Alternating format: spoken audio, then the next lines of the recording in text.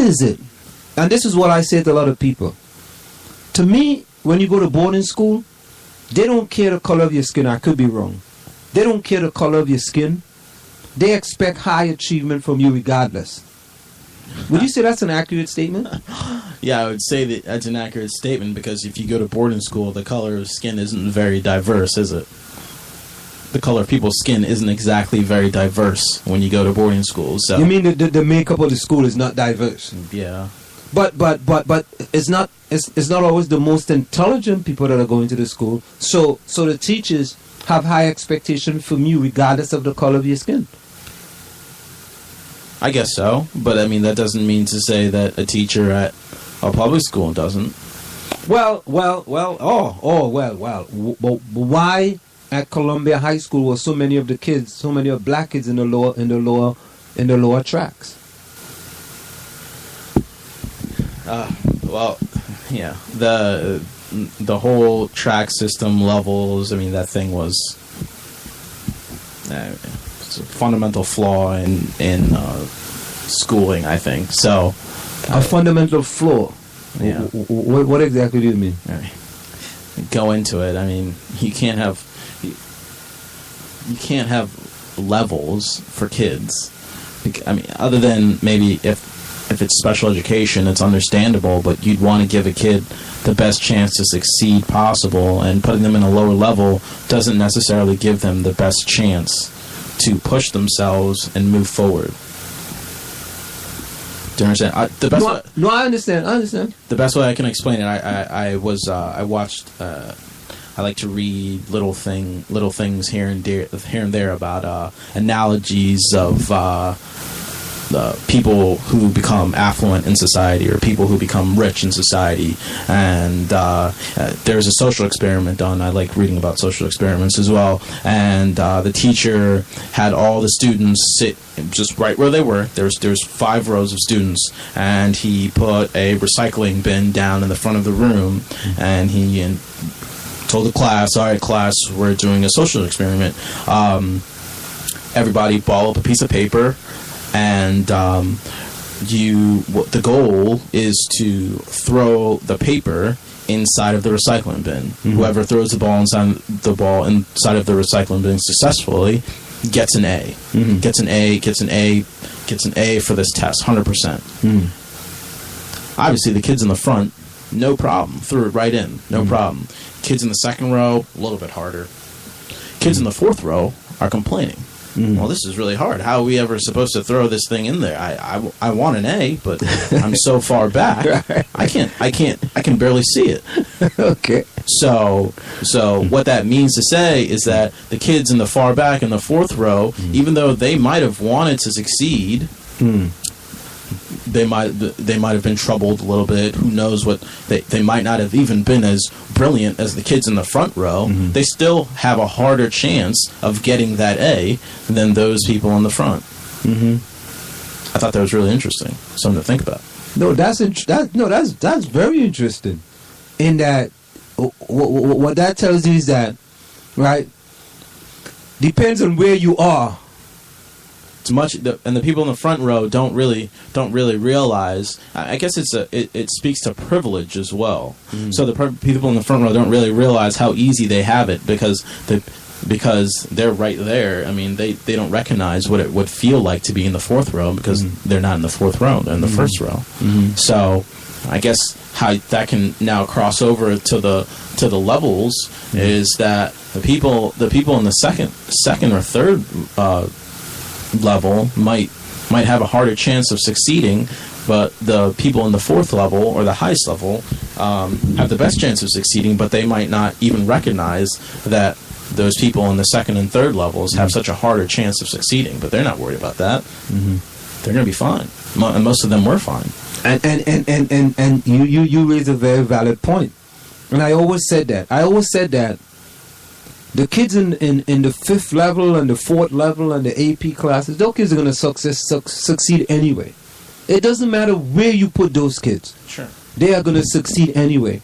But the kids that you put down in level 3, level 2, and level 1, right? They're the kids that needs the best teachers. Yeah. They need the best teachers. They need the best of the best in order for them to succeed. Because to me, it appears that by putting you down in those levels, you have already been written off. And I don't know, have they gotten rid of the level system since? No, it's still in the place. level system is still in place. Yeah, well, I mean, if you look at, I have friends who were in lower levels than I was, and I mean, because you're in a lower level doesn't mean you're not smart.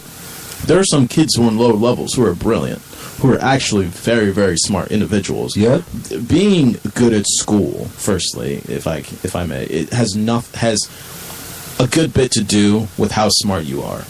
But it also has a lot to do with your surroundings, your work ethic, how you feel about school, who you hang out with. A lot of people who are in the fourth level, usually higher levels, usually hung out together. Right. A lot of people who, and this was from my experience when I was in school in Columbia in the level system, so they usually all group together. You're in the same classes all the time. You're hanging out all the time. Those are your friends. So, I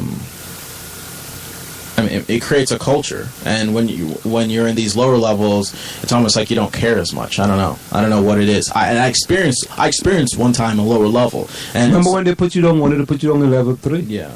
What was that experience like for that short time? It's like from going to level 4 and being in level 3, the difference in the instruction, just the difference. It was definitely different. The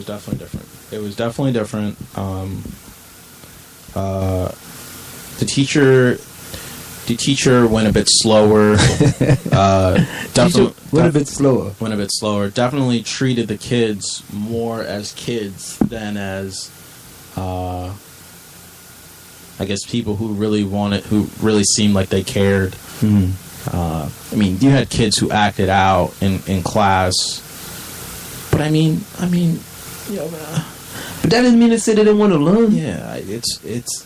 But and the thing about it is that I talked about this, and they wanted to put you down on a level because one of the teachers said that you were cheating or something. One of the teachers said that you were cheating in class, and you weren't really cheating. You were talking to a kid. But it's just that, why would you want to take a person from a high level to put them down on a lower level because of something happening in the class and had nothing to do with their schoolwork? Yeah, but I mean, yeah. But anyways, yeah. Back to this kid and his possession of the weapon. I think that this is something. But you see, Malcolm, I think you don't wanna talk about that level and stuff. But I think in a community like this in South Orange Maplewood, it's important that there is a discussion about it, because I always used to ask myself the question that are most of the black kids in this community unintelligent? And then there was a program called the Gifted and Talented, and the Gifted and Talented program was almost the same thing. It wasn't a program. It was more predominantly. It's not that question. Okay, listen. Here's the honest truth. If you want the honest truth, here's the honest truth. It's not. Listen, culture, your society, whether people like to believe it or not, more times than not, you are a product of your environment. All right. People want to say that, that might not be the truth or whatever, but more times than not, you are a product of your environment. You are a product of your upbringing by your parents, their culture, and your surroundings. Okay, so a lot of times, the kids who are in the lower levels, because there are two parts of Maplewood. There's a part of Maplewood which is more urban, and then there's a part of Maplewood which tends to be erring more on the side of suburbia. So a lot of kids who are black live on one side of Maplewood, and a lot of kids who are not black live on the other side of Maplewood. And I always thought that was very funny how at the end of school it's kind of like everyone went their separate ways, but the culture that was created a lot, I think, put kids in those positions. And kids want to do well. I mean, we see kids who do well even though they might be against the odds or whatever you want to call it. But I mean, majority of the kids who are in the lower levels are minorities. But that's the point. And that to me that doesn't mean to say that all of those kids want to do bad. It doesn't mean to say that because most of those kids may live in, you know, the urban part of Maplewood, and their parents want to see them do bad. No, absolutely. It's that their parents may not have the time to go to the school like other parents who may be an at-home mom. Yeah, and when you get into those type of things, those are specifics that, I mean, we can't, unless we did a statistical analysis and research and all that, we could come up with some sort of actual factual data as to what each parent does with their kid on opposite sides of the town. But I mean, people don't really necessarily have time to do all that, and I'm not sure how interested people are in doing that, but it'd be an interesting study.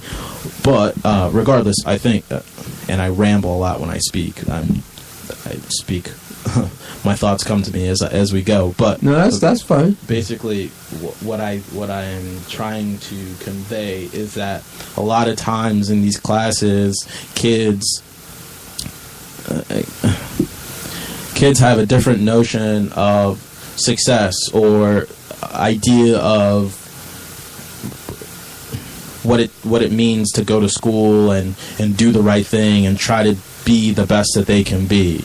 And I think when you implement levels, for